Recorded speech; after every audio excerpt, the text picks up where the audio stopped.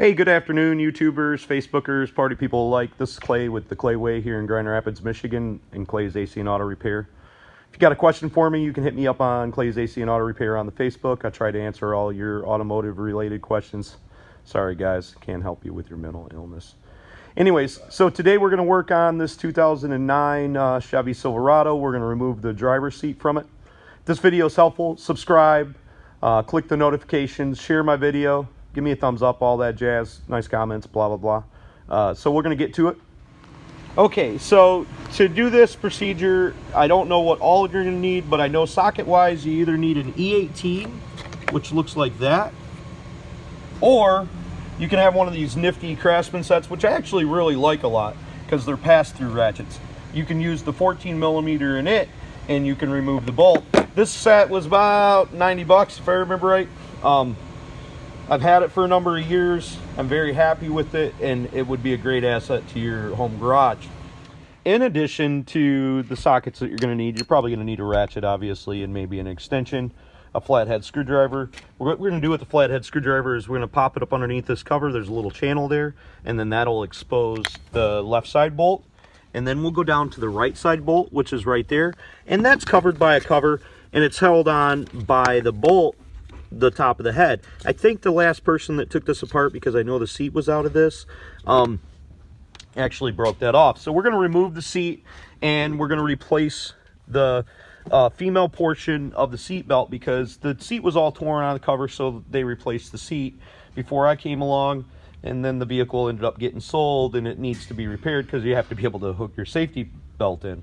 Okay, once you're successful at removing the two nuts that hold the front down, we're going to move here to the back, and during the movement of that, you're going to remove a cover right here. And I'm not going to remove this, but I'm going to give you the size here in a second. So after you've removed the plastic cover that is supposed to be on this, that mine don't have, this is a T50 bolt. We're going to go ahead and remove that entirely, and that's going to allow you to pull that out of the bezel here so you can remove the whole seat.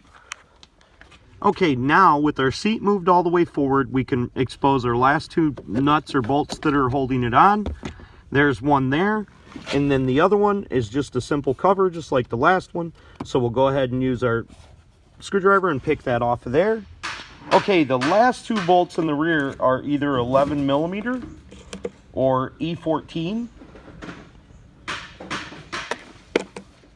Okay, great job. So now we're either going to move the seat forward or we're going to move it backwards to be able to remove it. During the removal process, we're going to have to unplug the connector if you have an electric seat or if there's an airbag in your seat. During the removal, you're going to push it up forward, and then that'll allow you to slip it off the pins.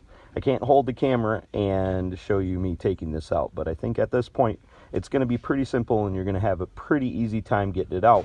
I think I found it simpler to actually move the seat back into the middle position and push the seat all the way forward, and then you'll unhook your electrical connectors and remove it easily. Great job. So with your seat removed, you can tip it on its side, pull back this. These are just put in there with little plastic tabs. It's not going to come all the way off. Move it to the back like so, and then you can take out the 15 millimeter nut that holds that bad lad on there. Now to remove it, you're going to take your finger, push it in the little clip, this one right here, and you can do that with the screwdriver. Sometimes they don't want to remove, and this one pushed down pretty easy with my fingers. And then you'll be able to remove the electrical connectors. You'll have to get some pliers to be able to remove it from there, and then you're all done. Put it back together the way you took it apart. Hopefully the video was helpful. Hopefully you'll subscribe. Share my videos, click the notifications. If you want to reach out to me, hit me up on Clay's AC and Auto Repair on the Facebook. I'll try to answer your needs. Thanks much, guys. God bless. Remember, if anybody else can do it, you can do it too. Don't be the next of them, be the first of you.